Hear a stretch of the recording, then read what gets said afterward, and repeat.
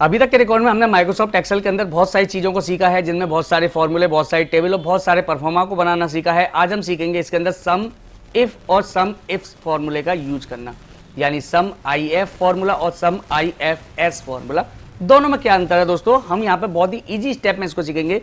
Some if formula यानी कि आप किसी भी कंडीशन के अकॉर्डिंग किसी चीज़ का टोटल अमाउंट निकालना चाहें या टोटल वैल्यू निकालना चाहें। सम इफ्स यानी कि किसी भी एक कंडीशन से ज़्यादा कंडीशंस को अगर आप यूज करना चाहते हैं माइक्रोसॉफ्ट एक्सेल के अंदर, वो हम इसमें सीखेंगे। तो चलिए देख लेते हैं दोनों में क्या अंतर है सम इफ और सम इफ फॉर्मूले के अंदर। तो देखिए सबसे पहले हमारे पास फॉर्मूला आ रहा है यहाँ पर सम इफ। एक हमारे पास मंथ का कॉलम है जिसमें कुछ एंट्री जनवरी की हैं और कुछ हमारे पास फरवरी की हैं। उसके बाद हमारे आइटम्स हैं जिसमें केक है, जींस है, ऑयल्स है, शर्ट वगैरह, ये सारे प्रोडक्ट हैं। किस रेट में बेचा, कितना बेचा और क्या उनका अमाउंट था, वो सब चीज़ें हमने यहाँ पे लिख दी हैं।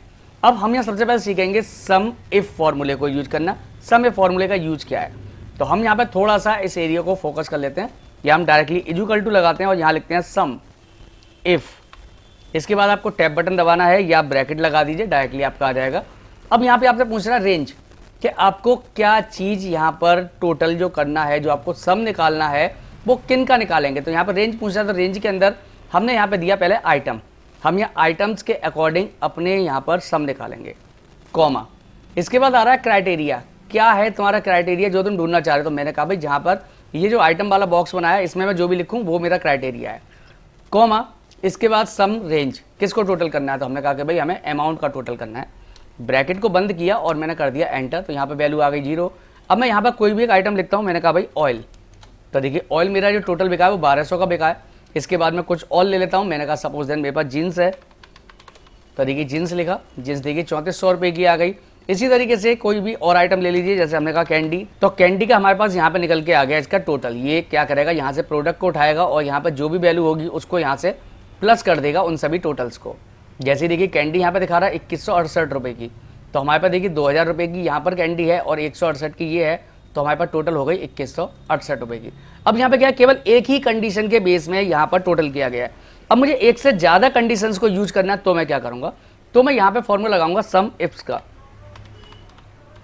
सम I F S, bracket start, ये टैब बटन दबा सकते हैं। अब ये आपसे कह रहा है सम रेंज, किसको आपको टोटल करना है, तो मैंने फिर वही कंडीशन दे दी, मुझे इसको टोटल करना है, कॉमा। इसके बाद ये कह रहा है क्राइटेरिया रेंज 1, यानी जो भी आपका क्राइटेरिया है उसकी पहले की रेंज दीजिए। तो मैंने कहा कि भाई मुझे जो रेंज निकालनी है वो मैं पहले चाह रहा हूँ कि भाई यहाँ पर पहले क्या है मंथ हो, तो मैंने पहले मंथ को यहाँ पर सिलेक्ट कर दिया, कॉमा। ठीक है, हमने मंथ को सिलेक्ट कर दिया। अब यहाँ पे ये कह रहा है हमसे क्राइटेरिया 1, क्या ढूंढोगे, हमने कह दिया कि भाई यहाँ पे जो मंथ लिख रहा होगा उस मंथ के अकॉर्डिंग यहाँ पे जो उनका टोटल करेगा, कॉमा। इसके बाद कह रहा है क्राइटेरिया रेंज 2, तो हमने क्राइटेरिया रेंज 2 में क्या है, हमारे पास है आइटम, कॉमा। इसके बाद हमने दूसरा आइटम कहाँ लिखा है हमारा, यहाँ पे लिखा जाएगा, हमने ये दे दिया। अगर एक से ज़्यादा आपकी और भी कंडीशंस हैं तो आप और को आगे बढ़ा सकते हैं, लेकिन फिलहाल मेरी कंडीशन यहाँ पे खत्म होती है, मैं ब्रैकेट बंद करता हूँ और एंटर। तो यहाँ पे मेरा जो टोटल सेल है वो 0 आ गई।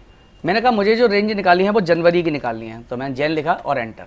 अब जनवरी के अंदर किस आइटम की निकालनी है, मैंने कहा कि भाई ऑयल की निकालनी है, तो मैं देखिए जनवरी के अंदर ऑयल दिया, तो जनवरी में केवल एक ही ऑयल बिका है 1000 रुपये का, तो 1000 आ गया। मैं कर देता हूँ फेब, एंटर। तो देखिए फेब के अंदर जो ऑयल बिका है वो बिका है 200 रुपये का। तो देखिए फरवरी के अंदर ये कॉलम पहला है 100 रुपये का और फरवरी में दूसरा है 100 रुपये का, तो 200 रुपये का हो गया। इसी तरीके मैं यहाँ मान लेता हूँ कि चलिए मैं केक की जगह एक और यहाँ पे ऑयल कर देता हूँ, तो मैंने ऑयल कर दिया एक और जगह और एंटर कर दिया।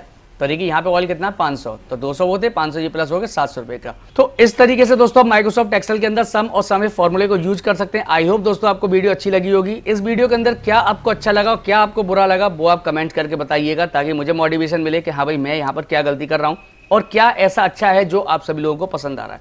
चलिए हम आपसे मिलते हैं अपनी अगली वीडियो में। आज के लिए इतना ही, नमस्कार दोस्तों।